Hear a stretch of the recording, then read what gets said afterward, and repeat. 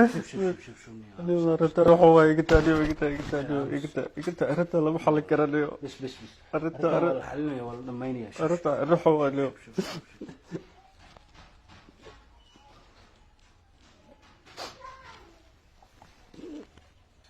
ummad Soomaaliyeed waxaan sheegayaa naagteeda cunugaas afka dheer cato shir leeyahay sixir inuu ku haysto habeen kastana fiidiyaasheeda oo la leekinayo habeen masaaxda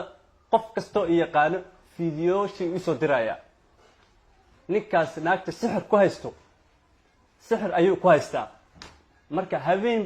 qof kasto yaqaan fiidiyoogeeda u soo diraya urka ayaa gubanaya maanta waxa xaqiiqda Soomaalida u cadeynaya waa beenteeda wiil iimayl dhalina labo carruur ayay dhashay wiil iyo gabar ayay dhashay xasan top meeshu iga fasaqay asaga ayaa yaqaano horta xaaskayga ani joohar oo soo tagay gobolka gada ayaan soo aaday meel la Garbahari baan soo aaday Garbahari baadiyaheeda oo duq awowgii aabihiis oo ku xanuunsan ayaan soo aaday marka meesha ma lahayn wax internet lama isticmaalaynin oo Garbahari tuulo hoos tagto yaa antagay markaan soo laabtay oo magaaladii Garbahari ku soo laabtay yaa dadkii oo waxaan arkay video waan arkay liisoo diray islaantaadii xamar baa lagu aroosay arintaas maxaa warkaysaa baa lidhahay ilmaheygana hadda alxamdulillaah waxa haayo ayeedood baa hayso ma garatay ayeedood hayso markii seen noqoto markii lagu sheegay markii wallahi lii sheegay waan ka raacmay wallahi kama filaneen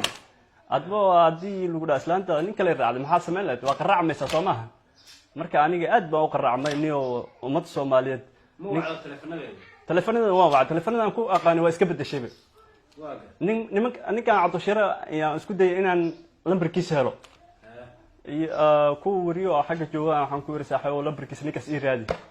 Soomaali badan baa marka lambarkiisa asaga taa ma helin waa haleeli waaye marka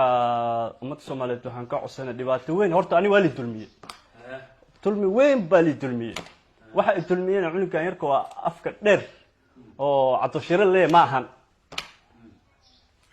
rag waa weyn oo durmeed fadhiyo ya arinta ka shaqeeyay marka rag ayagan waa isla joognaa muqdishona waa imaanaya waan tagi doonaa muqdishona waa isugu tagi doonaa bal arintaasi marka gabdho kale waa duurin aniga ma u baahniba hadda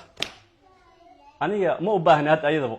gabdho kale waa duuran yihiin oo kayaankee aan guursan kara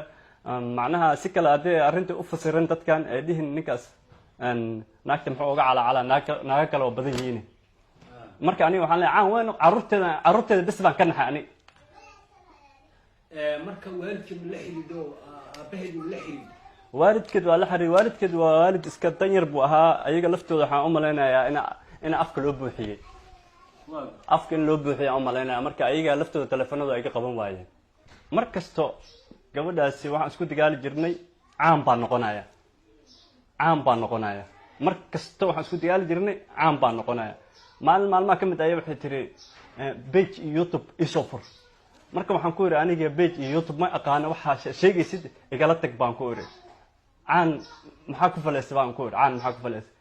naagtii marka hadda durmeed tagtay caan bay noqotay niman baa lacag qarasho ku aruursaday marka qarshay ku aruursadeen